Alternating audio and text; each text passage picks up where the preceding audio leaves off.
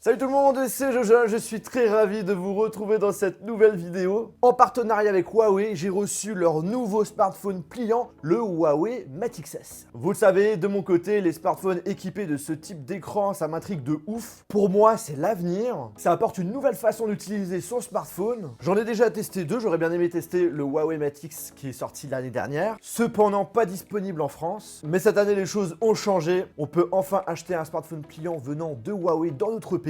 Et avec sa version améliorée, le Huawei Mate XS. Ça fait plaisir. Voici donc sa boîte, beaucoup plus grande que d'habitude. Elle est classe, sobre, un noir très imposant. De face, on a le nom du produit, également sur le côté gauche. Vous avez le logo Huawei un petit peu partout, ici, ici et également ici. Ouverture avec un système aimanté.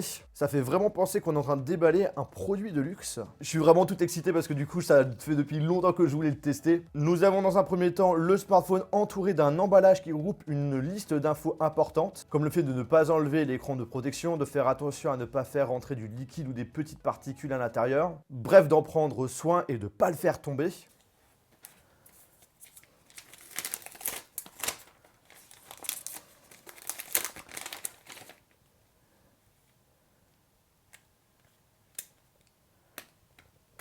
C'est trop cool. Bon, on le met de côté, on en parlera plus en détail juste après. On a un petit socle, hop là, avec plusieurs boîtes. On commence avec la grande, avec du coup, comme vous pouvez le voir, l'épingle pour enlever le tiroir nano SIM. Ensuite, à l'intérieur, nous avons une petite notice pour nous expliquer comment mettre un bumper. Et c'est la première fois que je vois un bumper, justement, du coup, pliable. On voit d'ailleurs que tout autour, on a un système adhésif, justement, pour que ça puisse bien se tenir sur le téléphone. Par la suite, qu'est-ce que nous avons d'autre? Oh, ça a son poids le truc. Ah ouais, il est fatas. On a un chargeur secteur USB Type C qui propose 65 watts. Ça vous permettra de recharger complètement le Huawei Mate XS en 1 heure. À droite, hop, on a les écouteurs filaires avec une petite télécommande et qui se branche en USB Type C. Et puis pour finir, un gros câble USB Type C vers USB Type C pour pouvoir le recharger ou également pour faire des transferts de fichiers sur votre ordinateur. Si vous êtes bien sûr un port USB Type C. Sinon, vous allez avoir du mal.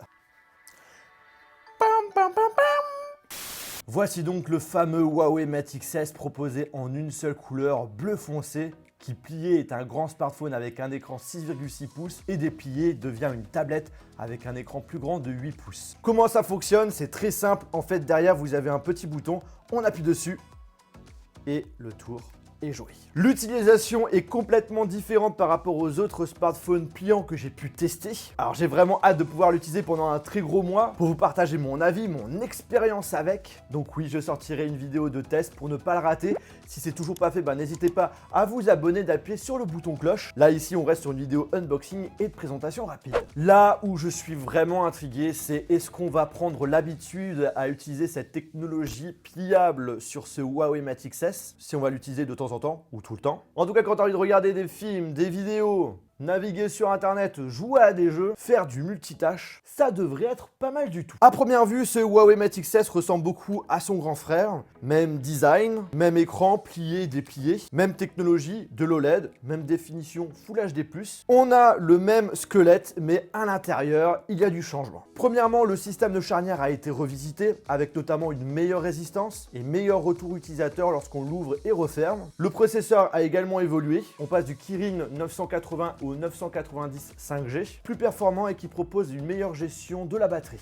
Et surtout, le très gros changement, c'est en ce qui concerne la photo. Avant, on avait les mêmes objectifs que le Huawei P20 Pro. Là, cette fois-ci, nous avons les mêmes que sur le Huawei P30 Pro. C'est-à-dire le principal de 40 mégapixels avec ouverture 1.8, le grand angle de 16 mégapixels avec ouverture 2.2, le téléphoto de 8 mégapixels avec ouverture 2.4 et le TOF pour les photos en mode portrait pour une meilleure précision de la profondeur de champ. Je vous avoue, on ne sera pas sur le meilleur photophone de l'année. C'est logique puisqu'on a des caractéristiques qui ont 1 an. Mais on reste quand même sur un smartphone qui est capable de faire des belles photos dans toute situation. De mon côté, je vais pas vous mentir, j'aurais bien aimé avoir les mêmes capteurs du Huawei P40 Pro directement dessus. Ça aurait été énorme. Par contre, là où c'est possible, c'est que ce soit le smartphone qui est capable de faire les plus beaux selfies. Parce que du coup, grâce à la technologie pliable, on utilise tout simplement les capteurs qui se situent à l'arrière. Moi qui kiffe les photos grand angle, eh bien hop là, Je suis gâté.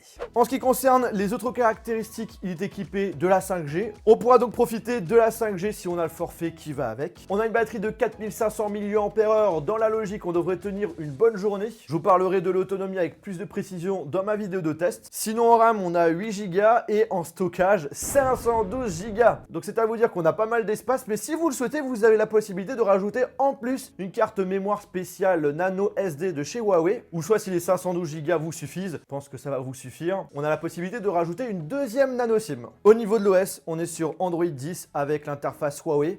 De base, vous n'aurez pas les services de Google comme le Play Store, mais Huawei propose plusieurs solutions justement pour profiter de votre nouveau smartphone Huawei. J'ai d'ailleurs fait une vidéo sur ce sujet, je mettrai le lien dans la description qui devrait répondre à toutes vos questions. Mais en gros, Huawei a lancé son propre store qui se nomme App Gallery, qui regroupe déjà plusieurs applications. Puis comme il est sous Android, ça veut dire que presque la majorité des applications qui sont sur le Play Store, on peut les installer dessus. Il est même possible de récupérer directement ces applications de son ancien smartphone directement dessus et facilement. Voilà tout ce que je peux vous dire actuellement sur ce smartphone. Bien entendu, il y aura encore plein mal de choses à raconter. Mais avant, il faut que je le teste pendant plusieurs semaines. Ce smartphone coûte 2499 €. Ça a un coût, je me doute que ce n'est pas à la portée de tout le monde. Mais je vous mettrai dans la description tout de même un lien qui redirige sur le produit si vous voulez en savoir plus ou éventuellement l'acheter. En tout cas, j'espère vraiment que cette vidéo vous a plu. Si c'est le cas, je vous invite à lâcher un très gros pouce bleu. N'hésitez pas à me mettre en commentaire toutes vos questions sur ce smartphone. Comme ça, je vais y répondre